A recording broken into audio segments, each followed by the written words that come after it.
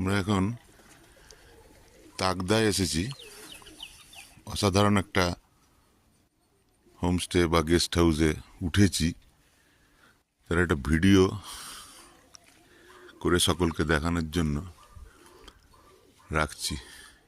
Shambhala heritage bungalow number 3, কারণ এদের অনেকগুলো বাংলো আছে।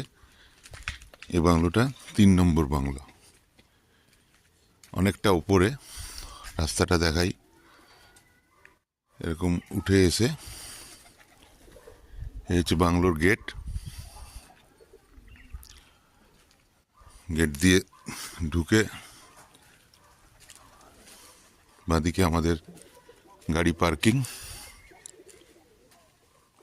পুরো এন্টায়ার এরিয়াটা ফুল গাছ দিয়ে ভরা।